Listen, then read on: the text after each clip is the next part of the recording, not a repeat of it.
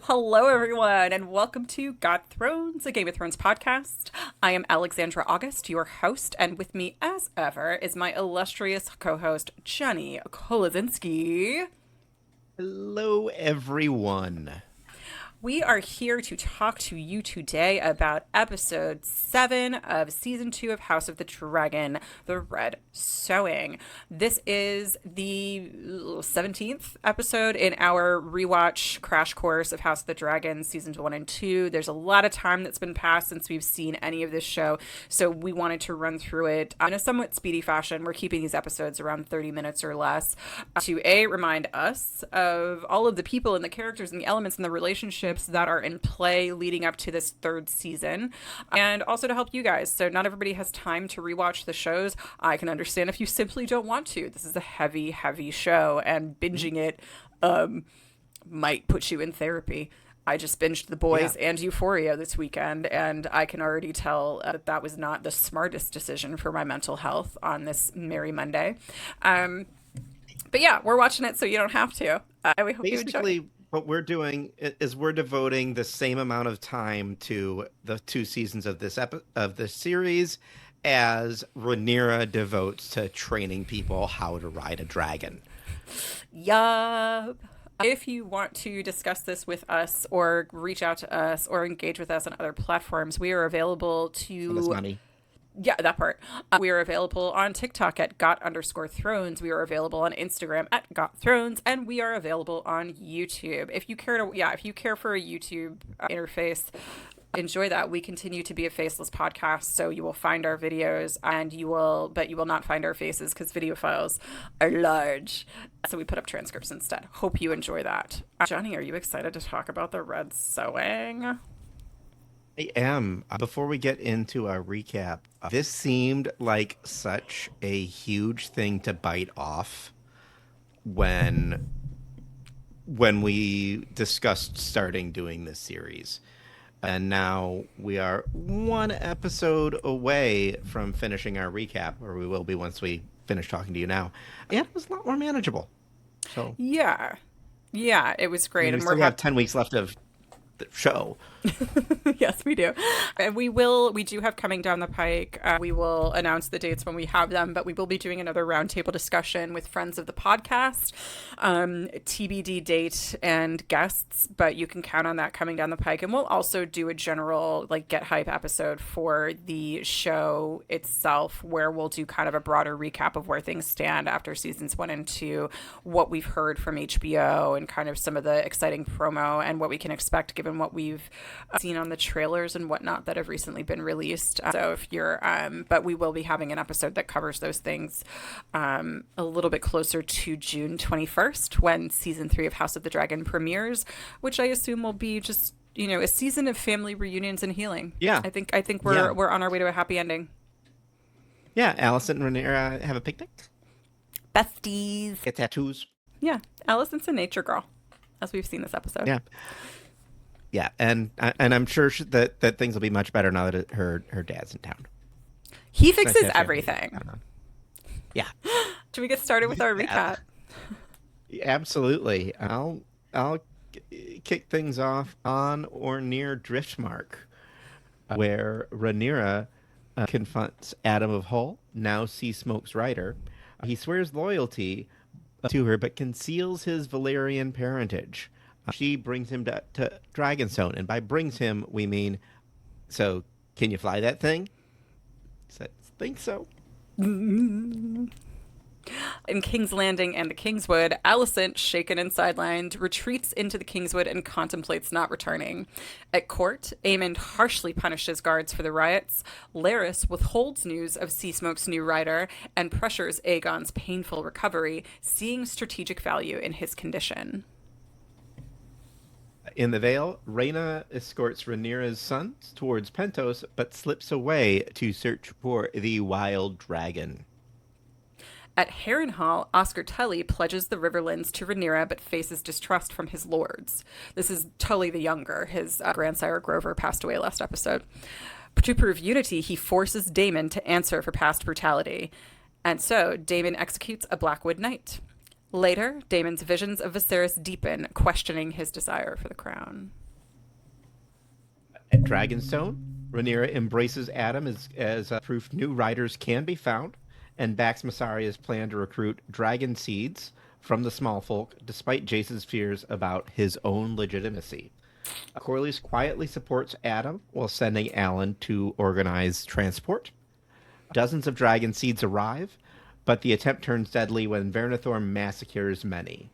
Hugh earns the dragon's respect and claims him, while Ulf bonds with Silverwing. In King's Landing and the Blackwater Bay, word spreads, drawing more dragon seeds to Rhaenyra's cause. When Ulf flies over the city, Aemon gives chase on Vhagar but retreats like a coward upon seeing Rhaenyra's growing force of dragon riders. And it's a really good closing to the episode with Rhaenyra on Dragonstone with two dragons at her back, and she's looking. She's like, that's right, you got a big dragon, I got dragons. Yeah. End scene. What are a couple of your overall top moments, you think? I really liked Hugh's scene with Vermithor, where basically he just outscreams her. It was over the top, but also perfect. The way you said that made me almost want to think of Vermithor as like a puppy who's just like really excited at this buffet that Rhaenyra has her. And like, it's like, I get to go out and play without my like bosses because the dragon keepers have like staged a walkout because they're like, absolutely not. We are not tarrying with this bullshit, much like Jace. And I like the idea of Vermithor being like, bird! And then Ulf being like, no! And Vermithor being like, oh, okay. That's an interpretation of it. I also really liked that scene. It made me think of possibly the most non-George R.R. Martin fantasy writer possible, Brandon Sanderson. In the Stormlight Archives, one of his characters has a very impactful scene where he's yelling at a god that you can't have my pain. You know, my pain is my own, and you can't use it to manipulate me. And it is a wellspring.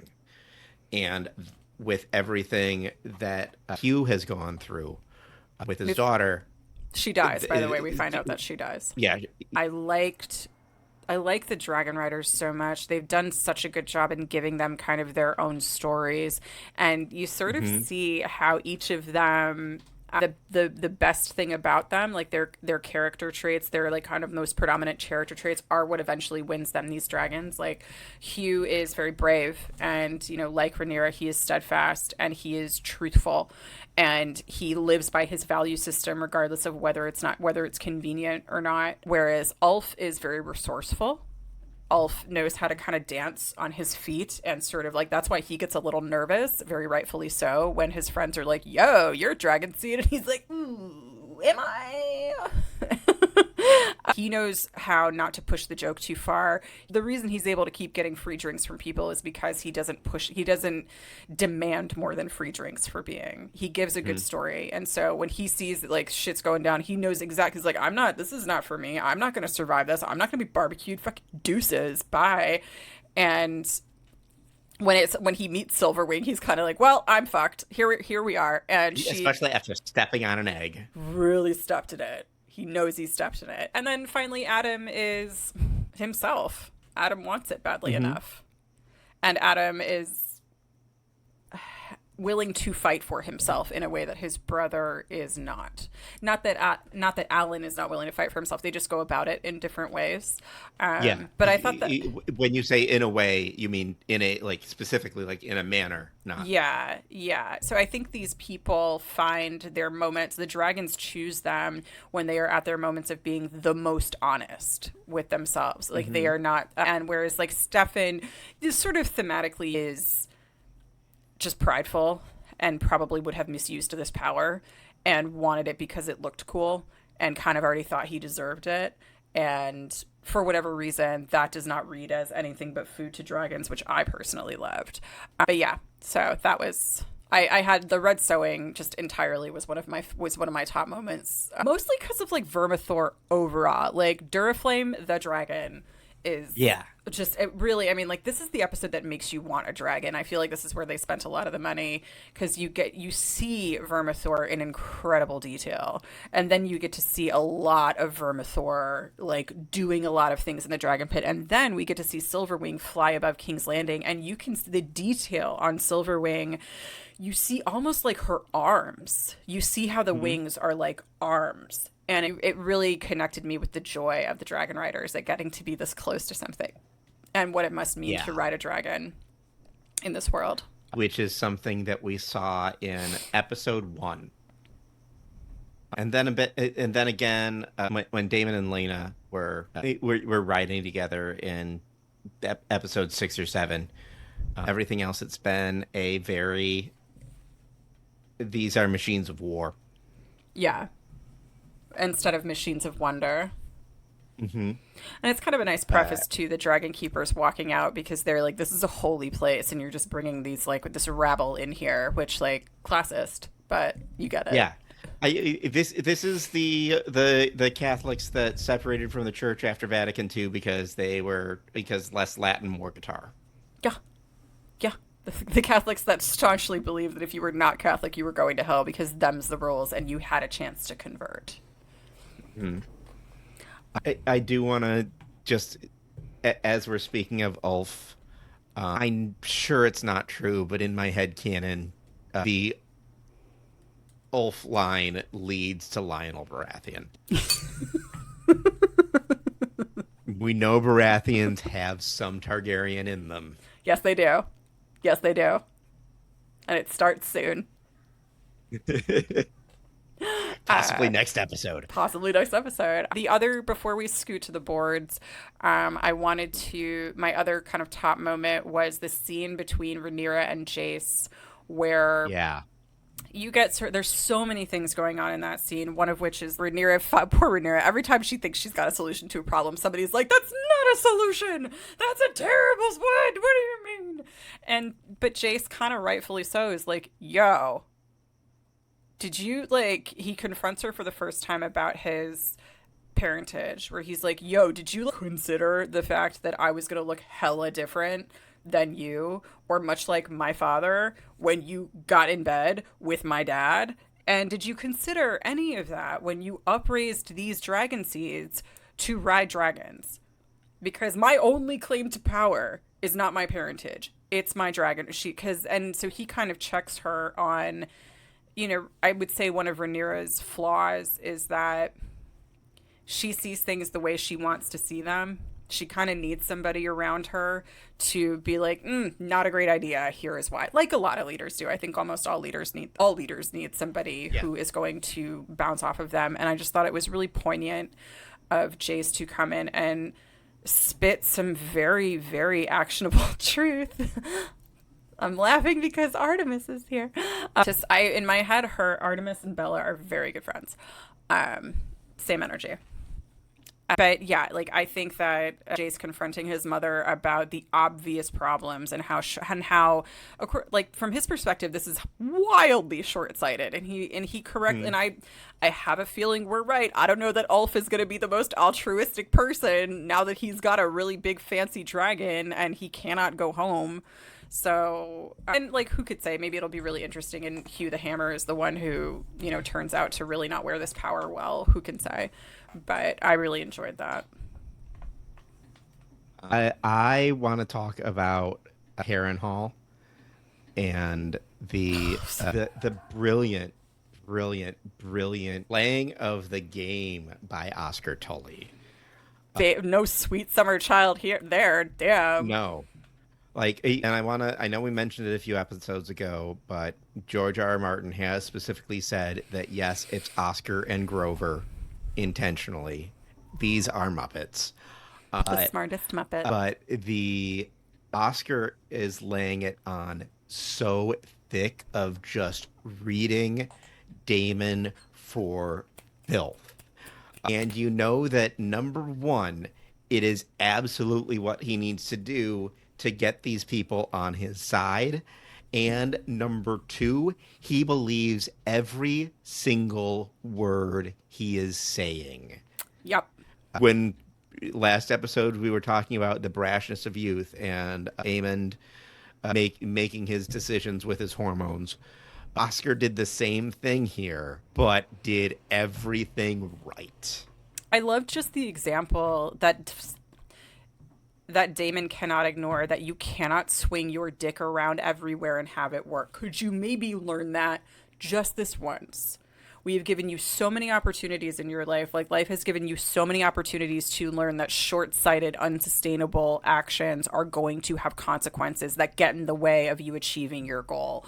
And here, Oscar Tully is like, all right, you cannot have us for free. You cannot have us because you have a dragon. If you want the loyalty of the Riverlords, then you have to fucking earn it. And you earn it by paying for the mistakes that you make. And you earn it by experiencing consequences for your actions. And you earn it by being some type of man of your word. And this, if you want us to unite, then you need to take care of this. And Damon does what he is fucking told. And no one is sorry to see Sir Willem go. No. I also think that this scene is what Alice Rivers was leading up to last scene. Because if he couldn't have the I need help, he could not have swallowed his pride for those 4.5 minutes until Oscar says, Ed, fetch my block. And that's like, you kind of, I love that because you sort of see, it's my favorite. We had another of my favorite quotes last week from Alice Rivers when she says the Tullys are not they're not the largest house and they're not the richest house, but they are the most stable.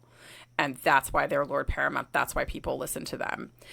And it's just, you kind of see how the Targaryens have managed to stay in power is because there are people of calmer heads in the rest of Westeros to be able to buffer and to kind of brace the impact of crazy single leaders. And you just sort of see that in a microcosm. You see that in a microcosm in the small council, and you see that in a macrocosm just here where these like people of power are treating with each other. And the only way anything gets done is if everyone stops trying to fight for just themselves. No notes. I think that we see that with every liege lord house, with the exception of Dorne.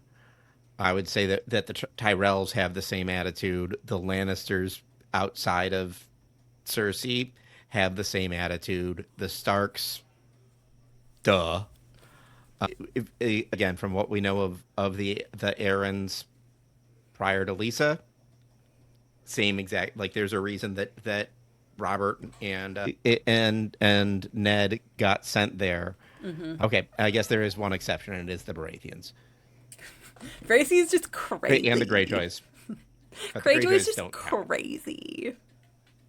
I can't wait to meet a Greyjoy. I want to meet one Greyjoy in House of the Dragon. I don't need more. I don't need less. I want one singular Greyjoy. And I would love it if it was... it was just Euron Baratheon or Euron Greyjoy again. No questions asked. And they just get better. They do just get better. Should we go to the boards? Let's go to the boards. Our dragon count stands firm at what we believe is 14 dragons, with 11 on Team Black and 3 on Team Green. However, a lot more of those dragons on Team Black are in play. 3 more specifically. Yep. It's like if we're playing Mario Kart, like 3 more just like rolled up to the starting line. Mm-hmm. Again, time passed days. Yeah. We got introduced. However long it takes to get here from River Run. Yep. We are introduced to a bunch of small folk, and in terms of who dies... Bunch of small folk. Yes, with Sir Willem, who I think is a Blackwood. Is he a Bracken or a Blackwood? He's a Blackwood, I believe. Let me double check it. Okay, whatever. Fuck that guy. Yeah, he dies. Yep, Blackwood. Yeah. And this is just coming from the wiki, but it really amused me because I didn't know we even got this character name. But we met two characters this episode. Number one is Silverwing, the dragon, the wild dragon, and number two is Silver Dennis, Oh, is he the who is guy with? just one of the small folk. See, the first one who that And guy had. I think I yeah, had. he's I the was first like, one who dies. excellent work, excellent work. Not bad for a featured extra.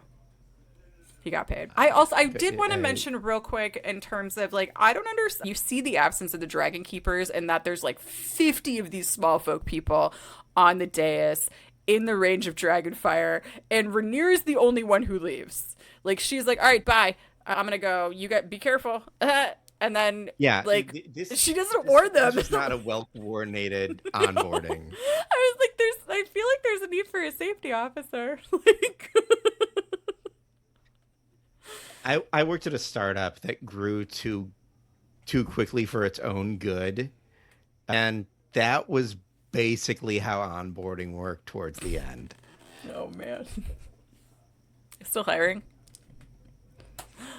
Yeah, I don't know. Did we have any romance this episode? I don't know that there was really. Hugh fights with his wife, who like really does not want him. Me to and be Oscar Tully. That part. I would say me and Oscar Tully, but that's against the law. It's also anyway. Bromance. I should specify bromance. Was there okay in terms of who could have fixed this? This is an episode which is weird for a penultimate episode where things got fixed. I thought, yeah, the only thing that I thought was that if Aemond had just followed Silverwing to Dragonstone and just like laid waste to Dragonstone, because I can't imagine that like Ulf would have been able to control her, but he doesn't, which is the smart move ultimately. Yeah. Also, the first time we saw Aemond retreat. Yeah, he shows some. It's kind of the only time he shows any forbearance, which means he's taking his mom's advice while she's in the woods on vacay, which, like, good for Allison. Literal she shed. And the dragon tamers really wouldn't have fixed anything because they would have no problem with most of these small folk dying. I think it would have taken a little bit longer for the small folk to die because the dragon keepers would have been like, stay off the dais unless you want to die. I also thought it was kind of convenient. It probably would have been more of a 1-by-1 situation. Yeah. Probably the same result. I think Ulf would have bounced and Hugh would have been like, no. Good for Hugh. Good for Hugh. Good for Hugh. Who slayed? Who slayed? Who got cut? Who do you think slayed? I mean, if I have to pick between Hugh and Ulf, I'm giving it to Hugh. Hugh did, yeah. Hugh did his job. Because he didn't kind of bumble his way into it. Ulf just did it by being likable. Ulf's a good time. Silverwing was like, hey, you seem like fun. Silverwing actually bought him a drink. Yeah. Did not seem to mind too much about her eggs. So noted on dragon parenting. Silverwing didn't want to be a mom. Silverwing is not the MVP this episode. She's not the most valuable parent. I literally thought about it and I'm like, actually, no. No. I gave it to Oscar Tully because he did. Yeah. That's all he did.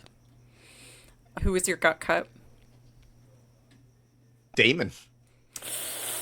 Which is funny because he cut someone's head off. Yeah. And he still lost. He won in spirit, though. He got what he wanted. He just had to, like... It just took him, like, 3 weeks to learn some humility to be like, okay, what do you need? All right, great. I gave it to the Dragon Keepers because they just had... They are just very affronted. Again, poor Rhaenyra. See, meanwhile, I was going to... slightly considering giving the who slayed to the Dragon Keepers Union. Good call.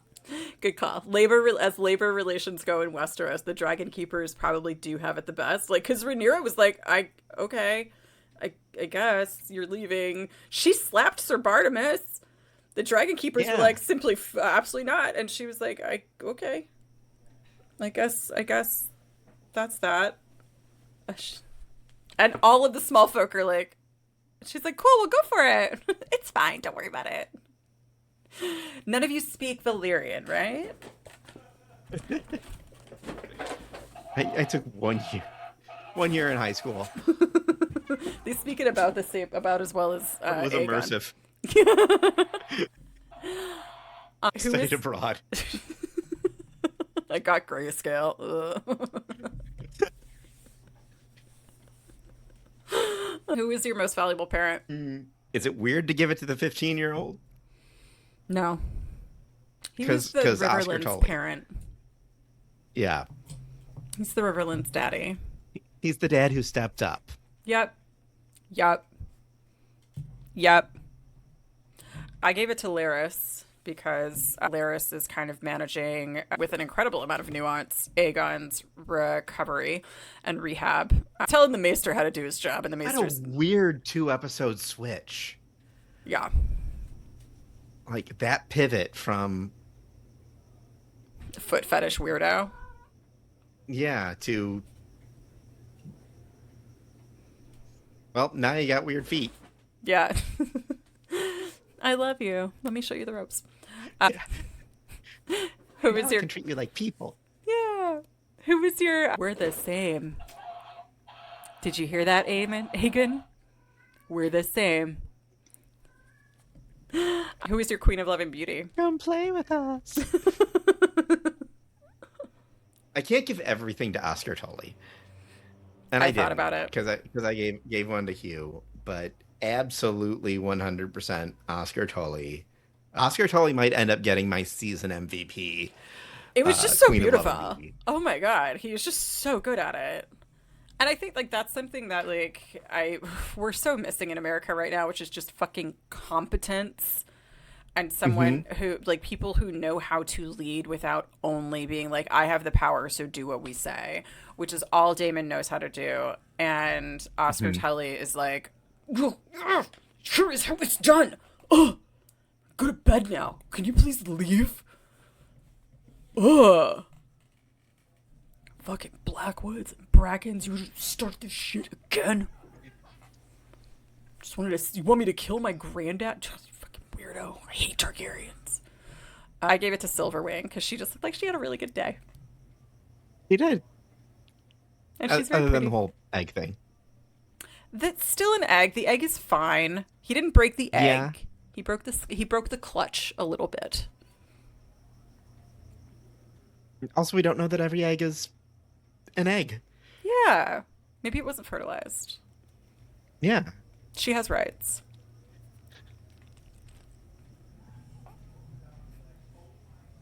Pro-choice for Silverwing. That the dragons are laying one egg every day. That's what the dragon keepers don't tell you. It's not a good one. It's fine. Oh, Fox you got want- in again. I bet you there's like one dragon keeper who like sells the. I feel like if there's a dragon keeper series, there's a subplot where like one dragon keeper finds the dud eggs and like sells them on the black market and is like, yo. And they all like get to like, and then they find out about it and he's expelled, but they cut out his tongue or something. I don't know. I feel like there's a story there. Lionel Baratheon has a recipe just in case. And on that note, friends, that has been our discussion of the episode 7 of season 2 of House of the Dragon, The Red Sowing, which leaves us one more episode to discuss in our gigantic speedy crash course rewatch. That is season 2, episode 8, The Queen That Ever Was. Yeah.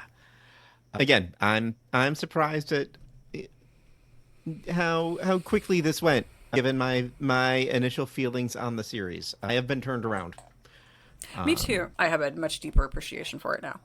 It's very well crafted. Yeah, so excited to discuss that final episode and then ramp up for season 3. Enjoy this, folks, and rest up because the next 10 weeks are probably going to be just as much, if not more, emotionally taxing. That's Is gonna it be a great. 10-week season? Well, we've got 2 more weeks of content, so Oh, right, yeah. That's what I'm going to say. Thank you, folks, for listening. Again, you can catch this podcast wherever you get your podcast, also on YouTube at Got Thrones Podcast. You can find us on Instagram at Got Thrones. You can find us on TikTok at Got_Thrones. Feel free to message us, reach out, send us funny memes, send us comments, leave us a review. Maybe you could leave us a review. I checked our Instagram, I checked our Apple Podcasts recently, and it's been like 6 years since we've gotten a review. Which is fine. Only leave a good review. Yeah. But you can get in touch with us whenever you like. So don't hesitate. Don't be a stranger. We'll see you soon. Yep. Bye, folks.